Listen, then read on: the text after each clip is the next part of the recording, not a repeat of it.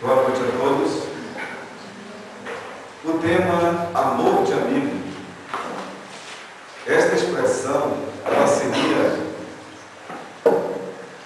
o início semântico da palavra amizade, tanto no grego como no latim. Quem pensou na palavra amizade pensou em dizer isto, originariamente, amor de amigo. Podemos traduzir desta forma, de maneira mais humanitária possível, a palavra amizade.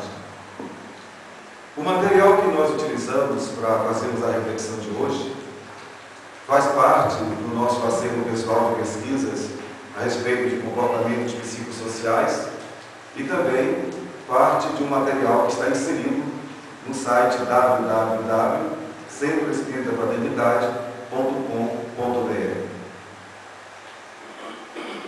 Jesus, ele fez uma declaração enfática a respeito da amizade e do amor de amigo, ao dizer o seguinte: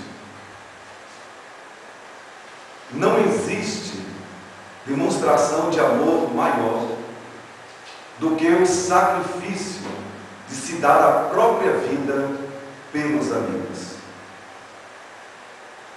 Ele próprio, Jesus, é o exemplo maior de tudo isso que ele mesmo ensinou. Deu e continua dando toda a sua vida em dedicação a todos nós, seres humanos, espíritos também, que estamos vinculados temporariamente ao planeta Terra, acolhidos para fazermos as experiências das provações e das expiações. Ele, Jesus, é também cognominado por Joana de Ângeles, através da mediunidade de Divaldo Franco, de o amigo incondicional de todas as horas.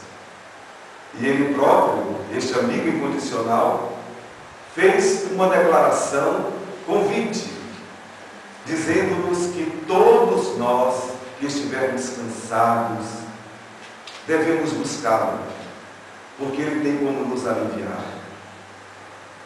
Esta é a maior expressão viva do que ele mesmo disse, que não há maior demonstração de amor do que o sacrifício de se entregar a própria vida pelos amigos.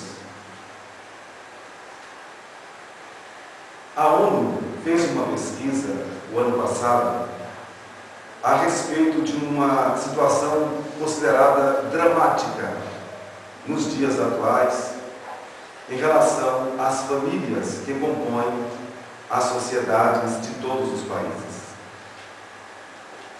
Um dado catalogado gerou esta pesquisa, que é aquela informação de que os casais que completam aproximadamente 20 anos de convivência acabam optando pela separação.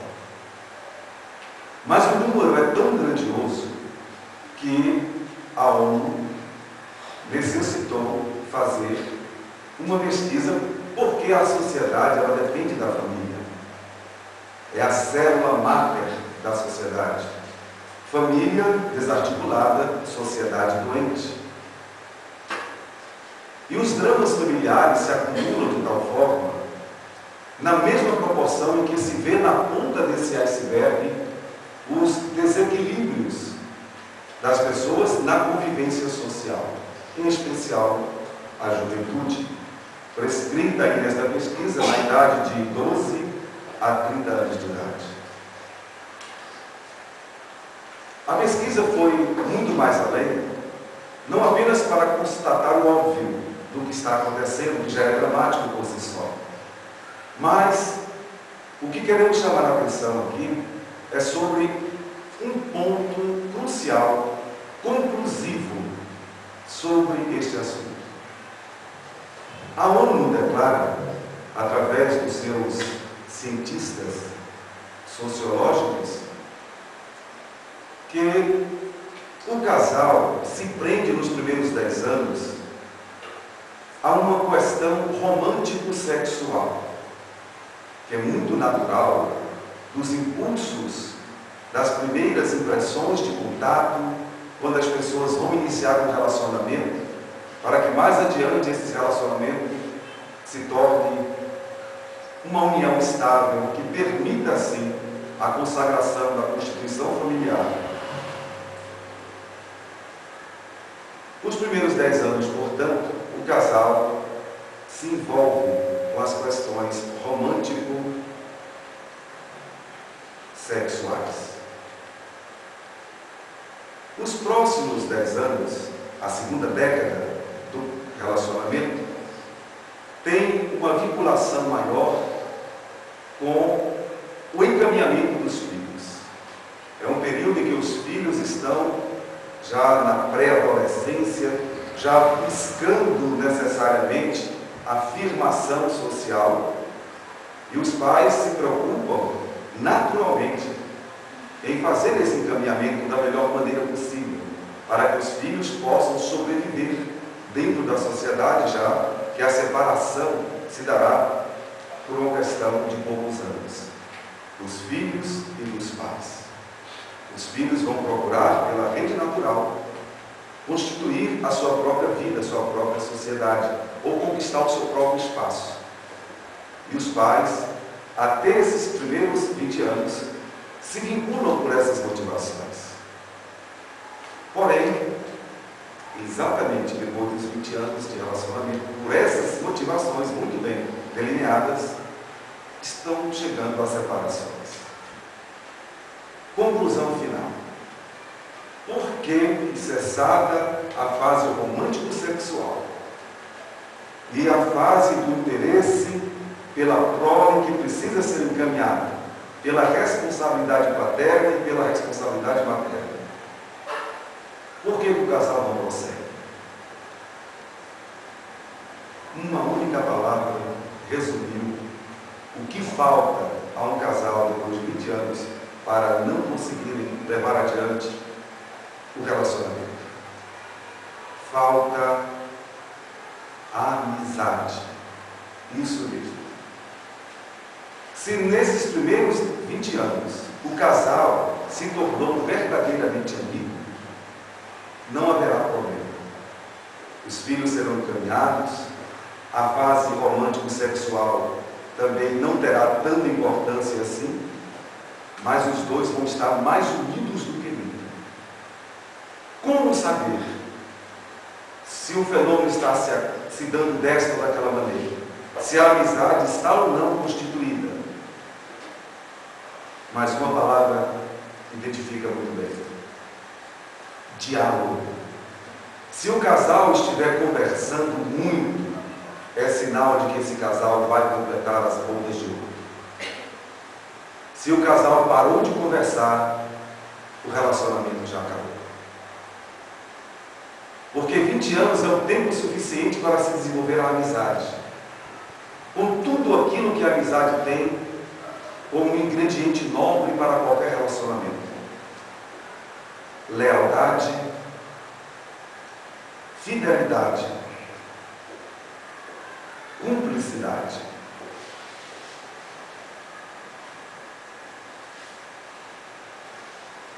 Os amigos, verdadeiramente, dialogam muito. Percebamos nós outros, quando nós encontramos alguém que temos na guisa de amigo, se não houver algo para parar, a conversa nunca vai acabar. Inclusive, as companhias de telefone celular agradecem. Os amigos é que sustentam, são milhões, é o maior faturamento do mundo atual, graças às ligações entre amigos. Aliás, é essa a função da telefonia, unir as pessoas. Mas existe um outro problema também, que a ONU está analisando em relação à amizade. Porque há uma necessidade extrema de se implantar a cultura da paz. O mundo continua se dividindo, as nações continuam se guerreando. E se chegou à conclusão de que somente através da amizade entre os povos é que nós poderemos usufruir da verdadeira paz. A amizade nos dá paz individual. A amizade leva a paz para a família. A amizade faz com que a sociedade apresente-se de maneira saudável. E a amizade não deixa que as guerras proliferem como está acontecendo. Na década de 1950, um médico argentino, ele teve a iniciativa de criar o Dia da Amizade. Ele convidou companheiros e fez uma mobilização que contou com brasileiros e paraguaios.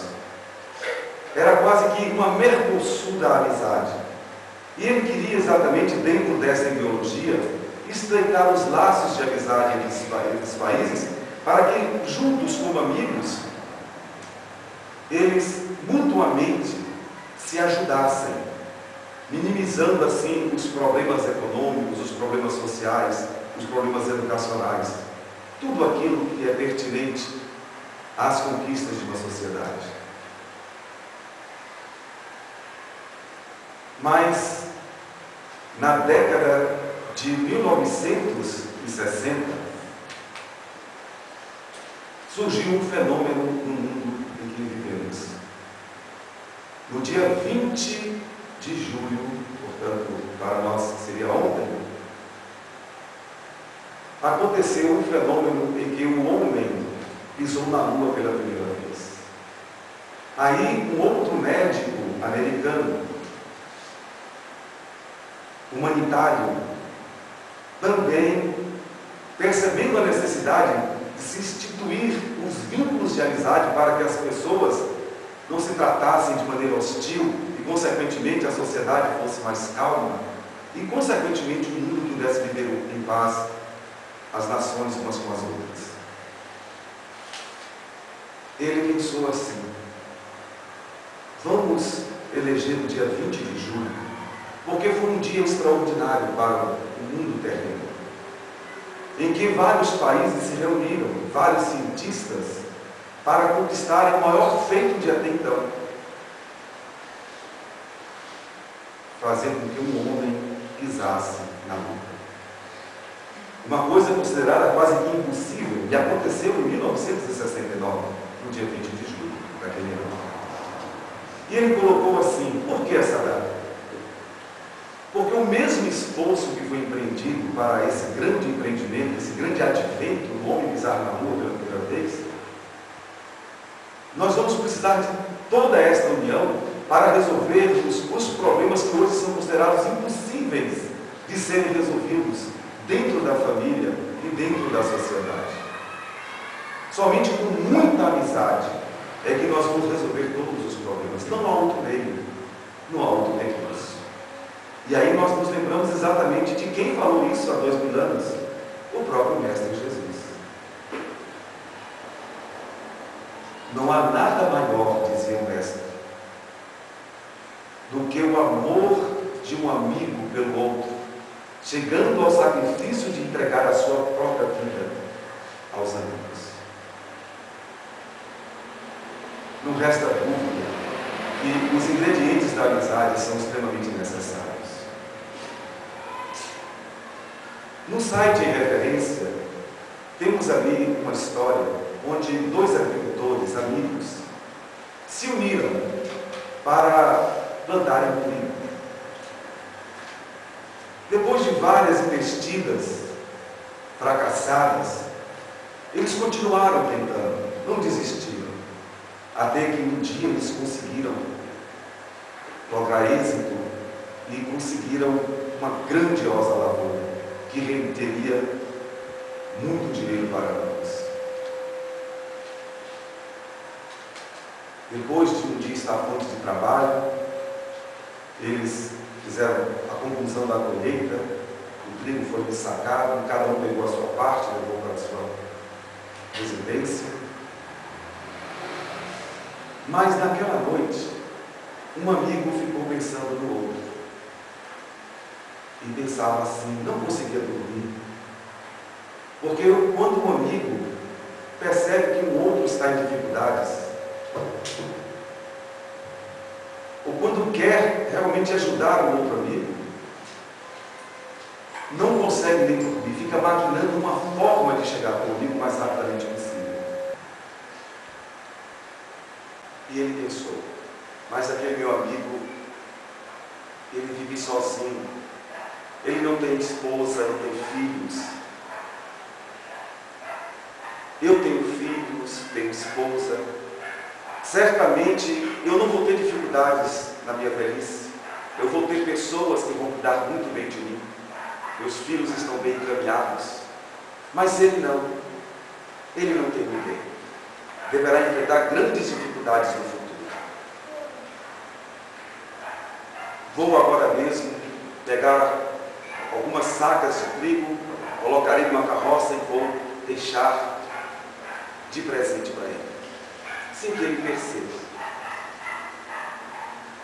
Do outro lado, o amigo também estava ansioso sem conseguir dormir. Lembrando, mas o que é que eu vou fazer com tanto dinheiro que nós vamos ganhar com esta lavoura? E lembrou-se do amigo que trabalhou com ele o tempo todo. E lembrando-se de que aquele amigo tinha filhos, tinha muitas responsabilidades familiares. E disse, mas eu sou sozinho, eu me viro com qualquer coisa. Mas o meu amigo não, ele tem muitos compromissos. Eu vou agora mesmo pegar algumas sacas de trigo e vou levar para o meu amigo. E lá na madrugada estava a cena, os amigos saindo, no silêncio, frio daquela madrugada. Mas aí eles se encontraram no meio da estrada. E ali estava a expressão da amizade. Os dois pensando exatamente na mesma coisa. Em como deixar o amigo ainda melhor. Uma das coisas mais belas da amizade é o não julgar. O verdadeiro amigo, ele não julga, não critica o outro. E por isso a pessoa tem total confiança. Aliás, a confiança é o maior ingrediente de qualquer amizade. Não há nada mais confortável para o ser humano do que poder confiar totalmente em alguém. Você possa apresentar todos os seus sentimentos, todos os seus pensamentos, sabendo que aquele alguém não vai denegrir a sua imagem, não vai diminuir a sua importância, ao contrário, vai minimizar todos os efeitos de alguma coisa negativa, de algum aspecto infeliz que o amigo apresenta. É esse o estilo de amigo que Jesus espera que sejamos uns dos outros. Quando ele fala num amor que deve se estender num perdão tão incondicional que devemos fazer o bem a quem nos tenha feito mal e amar até mesmo aqueles que nos odeiam e orar pelos que nos perseguem ou nos caluniam. É o maior sinal de amizade, é o maior sinal de amor. Às vezes, nos casais, claro que equivocadamente, pensam que se tornarem amigos, o casamento vai perder a graça, vai perder o sentido. Nas questões familiares, os casais, equivocadamente, como dizíamos, pensam que se houver muita amizade, o prazer íntimo sexual deixará de ser interessante. É um dos maiores enganos que se pensa e que se faz, que se comete. Pois é exatamente o oposto. Eu ouvi um relato há um mês de uma senhora que me disse, chorando, da grande amizade que tem pelo seu marido. E disse, Valfrido, a questão sexual para a gente é a que menos importa. Mas nós não suportamos ficar sem o outro um segundo que seja. Quando eu tenho que sair para fazer algo e ele tem que fazer outro, em outro lugar, mas é um buraco no coração que parece que a gente vai morrer. Ainda bem que tem celular. Que a gente sempre dá um jeitinho de ligar para fazer com que a saudade diminua. Sexo, nem me lembro qual foi a última vez, mas eu me lembro que a última vez que nós fizemos foi melhor do que todas as vezes juntas, desde quando namorávamos há coisa de 40 anos passados. Ah, se todo mundo soubesse o que é a amizade de um casal, não pensaria em outra coisa a não ser investir na lealdade, na fidelidade, na confiança, na cumplicidade. Esse tema é extremamente atual, do ponto de vista da reforma moral que o Espiritismo nos propõe. Como é que nós poderemos conquistar a paz dentro de nós, dentro da nossa casa, se não houver os ingredientes da amizade e, consequentemente, em toda a sociedade? Nós vamos concluir esta reflexão, que é interminável, lembrando uma história de um amigo público, que certamente é do conhecimento de muitos, que fala de dois amigos. Um e outro caminhavam pelo deserto, numa viagem muito longa e muito difícil. Aliás, a construção da amizade demanda tempo, demanda convivência. Esta amizade virtual que se vê é falsa. No Facebook, no Twitter, MSN, estamos nos enganando. A amizade, verdadeiramente, ela poderá ser construída na convivência. Numa convivência a 2, a 3, a 4, a quantos possamos nos unir, mas caminhando juntos na mesma direção, buscando os mesmos ideais. Nós temos na Casa Espírita os amigos dos trabalhos desenvolvidos aqui, os amigos da sessão mediúnica, os amigos da evangelização, das obras de assistência social, os amigos da diretoria. E à medida que o tempo vai passando, nós vamos caminhando juntos, passando por momentos difíceis, por momentos alegres, e à medida que o tempo passa, nós vamos aprender a desenvolver a amizade. Um casal que investe num relacionamento estável vão ter que caminhar longamente por um deserto árido de sentimentos a serem conquistados. Então, nesta história, que se refere à realidade na construção de uma amizade, pelo menos entre duas pessoas, temos que começar pelo menos com uma pessoa, para depois conquistarmos 2, 3 e chegarmos à meta final de conquistarmos a humanidade inteira, que essa é a meta para todos nós. E o que dizer de quem não conseguiu um amigo sequer hoje e se queixa de solidão ou de abandono? É uma lástima, é a verdadeira miséria moral. Mas comecemos pelo menos numa construção a 2, como aqueles homens que caminhavam pelo deserto, numa viagem difícil, muito longa, cheia de intempéries, de obstáculos, de barreiras, mas os dois eram muito amigos. Tinham uma confiança mútua um no outro, uma lealdade extrema. Então eles tinham um ingrediente para seguir adiante com sucesso. Os dias se passaram, eles estavam cansados, pararam, encontraram um oásis. E ali foram se banhar, foram matar a sede. Mas um dos amigos acabou escorregando e caiu numa parte funda daquele lago e não sabia nadar. Estava se afogando, naturalmente iria se afogar até a morte. Mas o amigo, o que sabia nadar, não pensou 2 vezes. Pulou na água, lutou sofregamente e conseguiu salvar a vida daquele amigo. O amigo que recebeu o benefício ficou tão emocionado que parou por uns instantes numa rocha e com uma outra pedra ele bateu para dizer e registrar naquela rocha o que ele estava sentindo.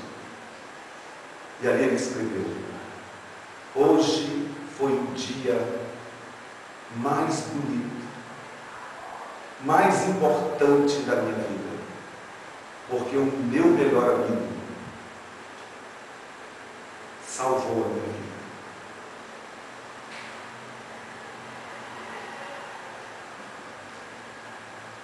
Mais adiante, continuaram. Porém, conversa vai, conversa vem. Em dado instante, eles se desentenderam. E é normal que aconteça o desentendimento. O Espiritismo explica isso plenamente. Deus nos criou a todos indivíduos. Ninguém é igual a ninguém. E para chegarmos à condição humana em que nos encontramos hoje, segundo nos revela o livro Evolução em Dois Mundos, do Espírito André Luiz, nós passamos por milhões e milhões de anos, com experiências nos reinos mineral, vegetal, animal, e cada um ao seu tempo, com a sua liberdade, ao seu modo. E por mais que tenhamos nos encontrado em várias situações, mas nenhum corpo ocupa o mesmo lugar no espaço. Portanto, onde um passou, o outro certamente não passou. Cada um tem uma trajetória própria. Como aqui mesmo, nesse instante, cada pessoa que olha para nós, outros que estamos aqui no palco, quem está me vendo do seu ponto de vista, está me vendo de forma exclusiva.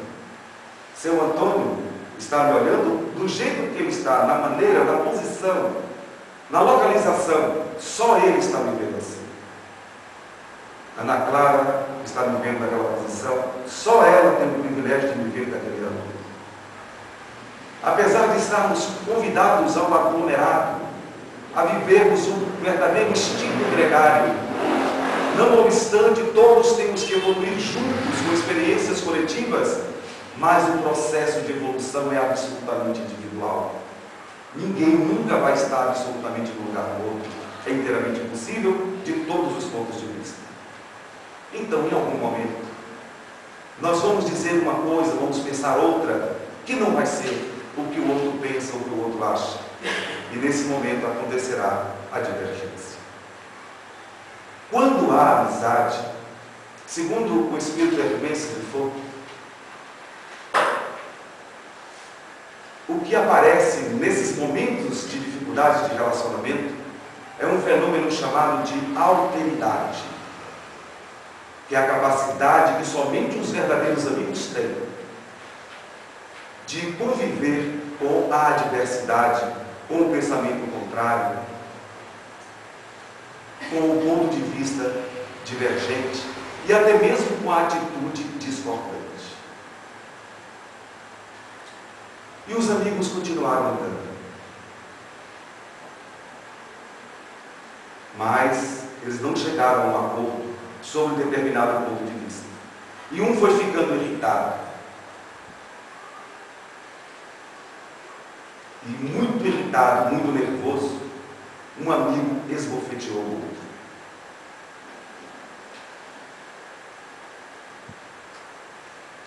Foi uma cena dramática.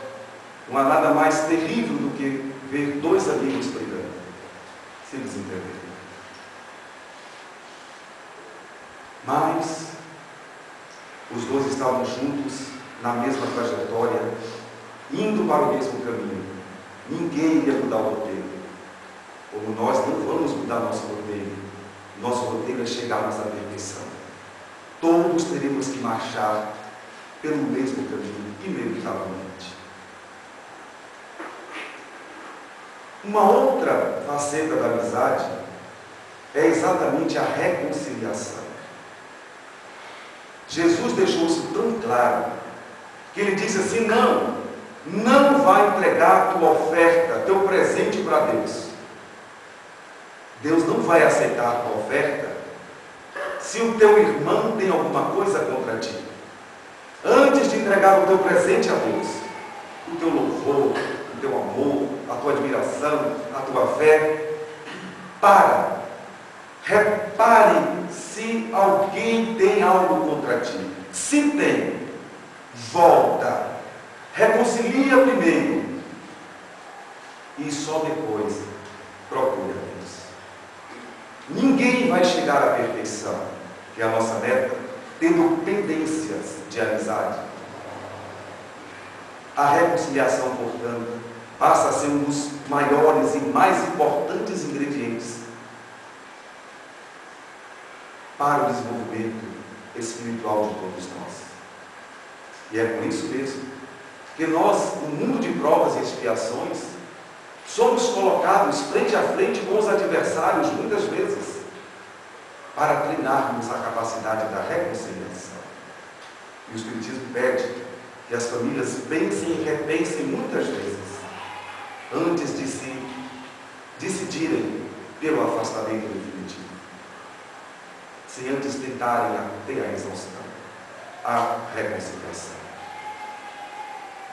Mas os dois amigos continuaram andando.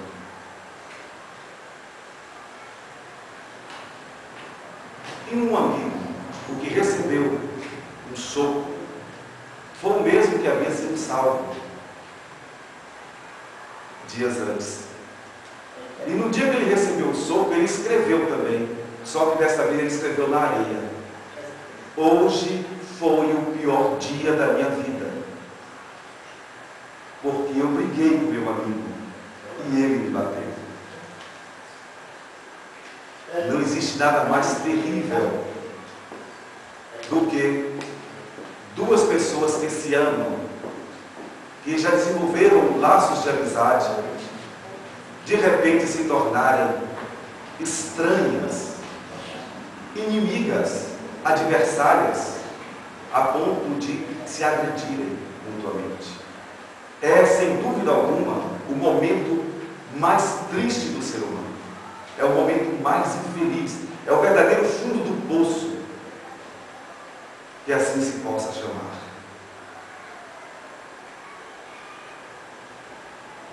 Os amigos continuaram marchando.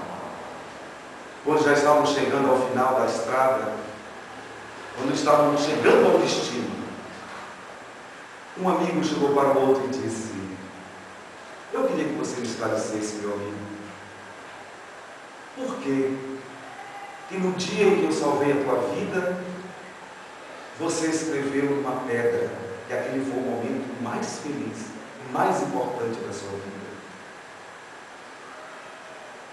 E quando eu lhe dei um soco, um total desequilíbrio por uma divergência, você escreveu na areia que aquele foi o pior dia da sua vida. Ah, respondeu o amigo de pronto. É que quando você salvou a minha vida, eu queria que aquilo ficasse registrado para sempre. Mas o seu momento infeliz, eu nunca mais quero me lembrar. Quero apagar da minha memória. Joana de Ângeles novamente aparece em cena, naquela série psicológica que escreveu através do médium Divaldo Franco, para nos dizer que a gente deve usar este recurso constantemente, de só registrarmos em nossos pensamentos, em nossa memória, os momentos bons, os momentos felizes, e não deixarmos que eles jamais se apaguem.